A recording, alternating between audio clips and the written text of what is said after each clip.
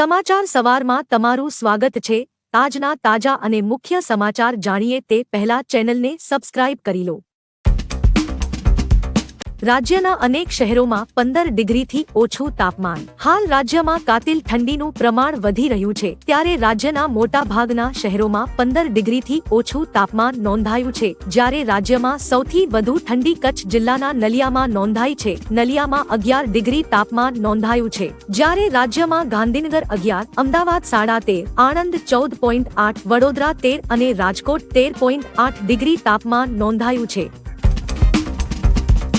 ગુજરાતમાં રજા અંગે સરકારની સ્પષ્ટતા। 22 જાન્યુઆરીએ ગુજરાતમાં રજા છે કે નહીં? પ્રવક્તા ઋષિકેશ પટેલે કહ્યું કે આ બાબતે સરકાર દ્વારા કોઈ નિર્ણય લેવાયો નથી। પ્રાણ પ્રતિષ્ઠાના દિવસે જાહેર રજા રાખવા માટે લોકમાંગ ઉઠી છે। હવે જોવાનું રહેશે કે સરકાર શું કહે છે। ઉત્તર પ્રદેશ, મધ્યપ્રદેશ, ગોવા અને છત્તીસગઢમાં 22 તારીખે જાહેર રજા રાખવામાં આવી છે। ગુજરાતમાં કેટલાક વેપારી સંગઠનોએ આ દિવસે બંધ પાળવાનો નિર્ણય લઈ લીધો છે। તમને શું લાગે છે, રજા હોવી જોઈએ કે નહીં?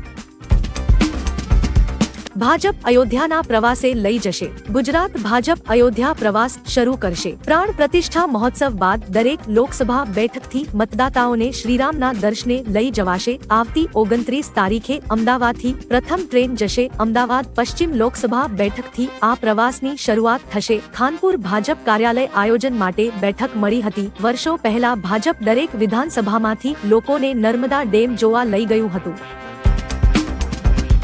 એએમસી સંચાલિત શાળાઓમાં યુપીએસસી અને જીપીએસસીની તૈયારી કરાવાશે। અમદાવાદ મ્યુનિસિપલ કોર્પોરેશન હસ્તક આવતી શાળાઓમાં વિદ્યાર્થીઓને યુપીએસસી અને જીપીએસસીની તૈયારી કરાવવામાં આવશે।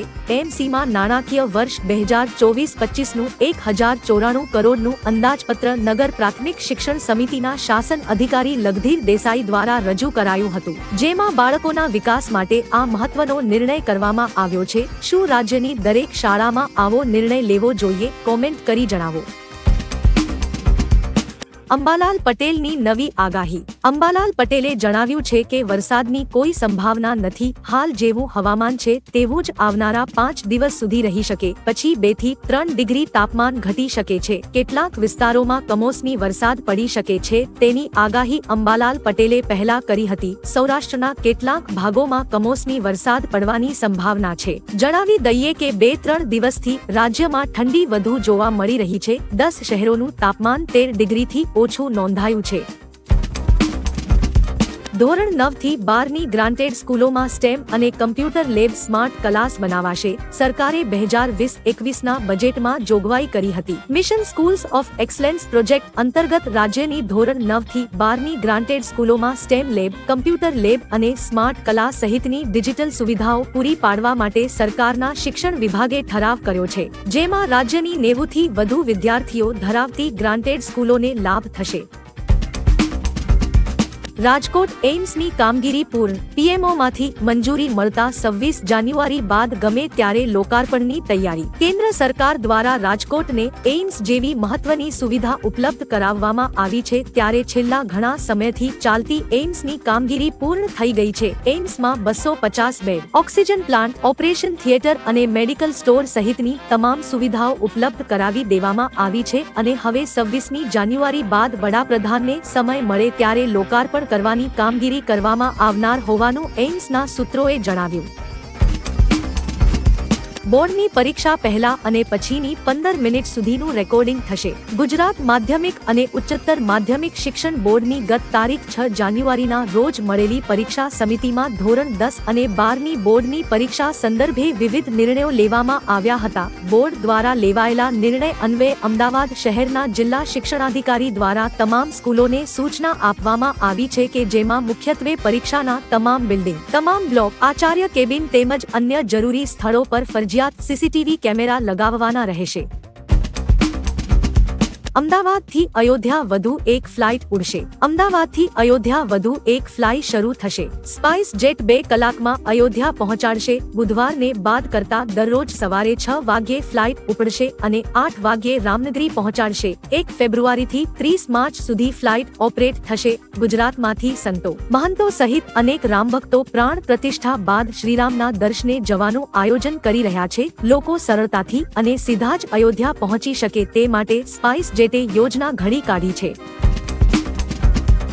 5000 ઘરમાં દીવડાઓના વિતરણનું સંકલ્પ। આગામી 22મી જાન્યુઆરીએ અયોધ્યા સ્થિત રામ મંદિરે પ્રાણ પ્રતિષ્ઠા યોજાશે ત્યારે દેશમાં રામ ભક્તોમાં ભારે ઉત્સાહ જોવા મળી રહ્યો છે। નર્મદા જિલ્લાના રાજપીપળામાં એક દંપતીએ વિનામૂલ્યે 5000 ઘરમાં દીવાડાઓનું નિઃશુલ્ક વિતરણનો સંકલ્પ શરૂ કર્યું છે। 20 તારીખ સુધીમાં 10,000થી વધુ લોકોને દીવડા ભેટ સ્વરૂપે આપશે। ઉલ્લેખનીય છે કે રામ મંદિરને લઈ રામ ભક્તોમાં અનેરો ઉત્સાહ જોવા મળી રહ્યો છે। વેપારીઓ 22 તારીખે પાળશે બંધ। 22 જાન્યુઆરીએ અમદાવાદના વેપારીઓ બંધ પાડીને પ્રાણ પ્રતિષ્ઠા સમારોહને સમર્થન આપશે। અમદાવાદ વેપારી મહાજને આ દિવસે પોતાની દુકાનો, કોમ્પ્લેક્સ અને ઓફિસોમાં શણગાર પણ કરશે। વેપારીઓ પોતાના નિવાસ સ્થાનો પર પણ દીપ પ્રગટાવશે। આ ખાસ દિવસે શાળાઓ અને ધંધાઓ બંધ રાખવાની અગાઉ ઘણી જગ્યાએ જાહેરાત થઈ ચૂકી છે। દેશવ્યાપી મોટાભાગની જગ્યાઓ પર રજા રહેવાની સંભાવના છે। રાજ્યમાં વધુ એક ભરતી કૌભાંડ સામે આવ્યું। રાજ્યમાં યોજાતી સ્પર્ધાત્મક પરીક્ષામાં થતા કૌભાંડ સામે લાવનારા યુવા નેતા યુવરાજસિંહે ફરીવાર મોટો ઘટસ્ફોટ કર્યો છે। ગત 5 ડિસેમ્બરના રોજ સંસ્કૃત યુનિવર્સિટી સોમનાથ ખાતે રિસર્ચ આસિસ્ટન્ટની પરીક્ષા લેવાઈ હતી જેમાં કૌભાંડ થયાના પુરાવા યુવરાજસિંહે રજૂ કર્યા છે। તેણે જણાવ્યું કે આ પોસ્ટ માટે ઉમેદવાર પહેલેથી જ નક્કી કરવામાં આવ્યો હતો જેથી આ ભરતી રદ કરી ઘટનાની તપાસ કરાય તેવી યુવરાજસિંહે માંગ કરી છે। રાજીવ ગાંધીના પ્રયત્નોથી રામ મંદિરના તાળા ખુલ્યા હતા। કોંગ્રેસના નેતા અમિત ચાવડા અમદાવાદમાં રામ મંદિરે પહોંચ્યા હતા। અહીં તેમણે કહ્યું કે ભગવાન રામ માટે અમારા દિલમાં અનેરું સ્થાન છે। અમદાવાદમાં હોય કે અયોધ્યામાં હોય મંદિર તમામ માટે પૂજનીય। કેટલાક પક્ષો ધર્મના નામે રાજનીતિ કરી રહ્યા છે। અયોધ્યા મંદિર કોર્ટના આદેશ બાદ બની રહ્યું છે। રાજીવ ગાંધીના પ્રયત્નો થકી રામ મંદિરના તાળા ખુલ્યા હતા। અયોધ્યા જવાની તક મળશે ત્યારે ત્યાં જઈ પૂજા અર્ચના કરીશું। મંદિરમાં સ્થાપિત કરાઈ રામલાની પ્રતિમા। સેંકડો વર્ષોની રાહ જોયા બાદ ગઈકાલે અયોધ્યાના રામ જન્મભૂમિ મંદિરમાં રામલલાની પ્રતિમા સ્થાપિત કરવામાં આવી છે। શુભ મુહૂર્તમાં રામ યંત્રની સ્થાપના કરવામાં આવી હતી જે બાદ રામલલાની મૂર્તિને રામ યંત્ર પર સ્થાપિત કરવામાં આવી હતી। રામલલાની સ્થાપિત પ્રતિમાની 22 જાન્યુઆરીએ પ્રાણ પ્રતિષ્ઠા કરવામાં આવશે। ત્યાં સુધી વૈદિક પરંપરા મુજબ મૂર્તિની આંખો પર પટ્ટી બાંધી રાખવામાં આવશે। અમદાવાદ એરપોર્ટ પર ડીઆરઆઈની કાર્યવાહી। મોટા પ્રમાણમાં ડ્રગ્સ પકડાયું। અમદાવાદ એરપોર્ટે ડિપાર્ટમેન્ટ ઓફ રેવન્યુ ઇન્ટેલિજન્સે મોટી કાર્યવાહી હાથ ધરી હતી જેમાં 25 કિલો જેટલો ડ્રગ્સનો જથ્થો ઝડપી પાડવામાં આવ્યો હતો। પકડાયેલો જથ્થો કેટામાઇન ડ્રગ્સનો હોવાનું જાણવા મળ્યું છે જેની બજાર કિંમત અંદાજે 50 કરોડ રૂપિયાથી વધુ છે। અન્ય કેમિકલના જથ્થાની સાથે આ ડ્રગ્સ લાવવામાં આવતું હતું। બાતમીના આધારે ડીઆરઆઈ વિભાગે કાર્યવાહી કરી હતી અને ડ્રગ્સનો આ જથ્થો પકડી પાડ્યો હતો।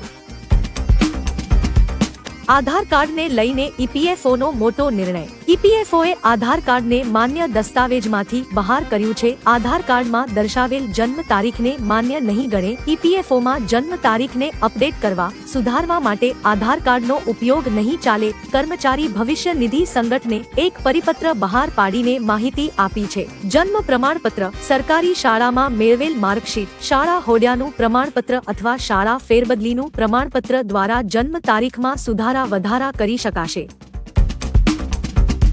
મોદી કે અમિત શાહથી નહીં ફક્ત અલ્લાહથી ડરો। પીએમ નરેન્દ્ર મોદી અને કેન્દ્રીય ગૃહમંત્રી અમિત શાહ પર અસદુદ્દીન ઓવૈસીએ શાબ્દિક પ્રહાર કર્યા હતા। સભાને સંબોધતા ઓવૈસીએ કહ્યું કે અલ્લાહ સિવાય કોઈથી ડરવાનું નહીં, ભલે તે દેશના પ્રધાનમંત્રી નરેન્દ્ર મોદી કેમ ન હોય। ઓવૈસીએ કહ્યું લોકો પીએમ મોદી અને કેન્દ્રીય ગૃહમંત્રી અમિત શાહથી ડરી રહ્યા છે, તેનાથી નહીં ડરવાની ઓવૈસીએ લોકોને સલાહ આપી હતી। લોકોએ ફક્ત અલ્લાહથી ડરવું જોઈએ। ટાટાએ લોન્ચ કરી ઈવી પંચ। ટાટા મોટર્સે આજે દેશની સૌથી સસ્તી ઇલેક્ટ્રિક કાર પંચને લોન્ચ કરી છે। તેની શરૂઆતની કિંમત 11 લાખ રૂપિયા છે અને ટોપ મોડલની કિંમત 14.5 લાખ રૂપિયા છે। કંપનીએ દાવો કર્યો કે 25 કિલો વોટ બેટરી પેકવાળી કાર ફૂલ ચાર્જ કર્યા બાદ 315 કિમીની રેન્જ આપશે। 35 કિલો વોટ બેટરી પેકવાળી કાર 421 કિમીની રેન્જ આપશે। આ કારમાં વોટરપ્રૂફ બેટરી આપવામાં આવી છે જેમાં 8 વર્ષ અથવા 1,60,000 કિમી સુધીની વોરંટી અપાઈ છે। વિડિયો નિહાળવા બદલ આભાર। આવતીકાલે ફરી મળીશું સવારે 6 વાગ્યે એકદમ નવા અને તાજા સમાચાર સાથે। Good bye.